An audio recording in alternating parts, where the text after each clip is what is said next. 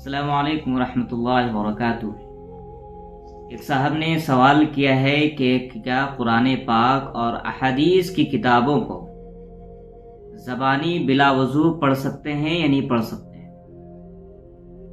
اس کا جواب ہے کہ آپ قرآن پاک اور احادیث کی کتابوں کو آپ زبانی پڑھ سکتے ہیں، بلا وضو پڑھ سکتے ہیں، چھو نہیں سکتے ہیں، بلا وضو آپ پڑھ سکتے ہیں، زبانی یا دیکھ کر پڑھ سکتے ہیں۔ لیکن یہ خلاف ادب ہے، کیونکہ آپ قرآن اللہ کی کتاب آپ پڑھ رہے ہیں، پڑھا رہے ہیں، اور نبی پاک صلی اللہ علیہ وسلم کی باتوں کو آپ پڑھ رہے ہیں، تو یہ مناسب یہ ہے کہ آپ اس کو وضو کر کے اس کو پڑھیں اور پڑھائیں تو زیادہ بہتر ہے، لیکن ناجائز اور حرام نہیں ہے۔ میں اس میں ایک بات عرض کرنا چاہتا ہوں کہ جب ہم دنیاوی کام کے لیے جس میں ہمارا نفع ہوتا ہے، اس کام کے لیے اگر ہم کچھ پہلو اختیار کرتے ہیں تو ہم زیادہ تر جو ہے مناسب اور بہتر اور افضل کا پہلو اختیار کرتے ہیں، وہاں پر جائز نہیں دیکھتے ہیں۔ دیکھیے، دنیا کے لحاظ سے اگر ہمیں نفع ہوتا ہے یا دنیا میں کوئی کام کرتے ہیں، یہ کسی کے لیے کام کر رہے ہیں، اس کام سے یہ جس کے لیے کام کر رہے ہیں اس سے اگر محبت ہے، اس کے بعد ہمارے سامنے دو پہلو آتے ہیں، ایک جائز اور ایک افضل کا۔ تو اگر ہم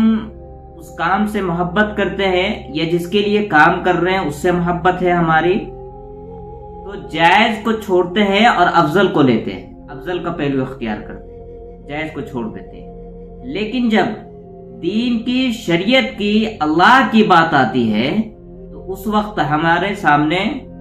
دو پہلو ہے، ایک افضل اور ایک جائز۔ تو ہم کیا کرتے ہیں، افضل کو چھوڑتے ہیں اور جائز کو لے لیتے ہیں، اپنی خواہشات کو پوری کرنے کے لیے، اپنے آپ کو آرام دلانے کے لیے جائز کو لیتے ہیں، افضل کو چھوڑ دیتے ہیں۔ آپ اندازہ لگائیں اس کے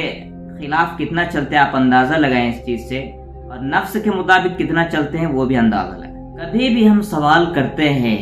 شرعی مسئلہ معلوم کرتے ہیں، یہ شرعی چیزوں کو معلوم کرتے ہیں، تو ہمارے سوال میں کبھی بھی یہ افضل اور سنت کا پہلو نہیں آتا ہے۔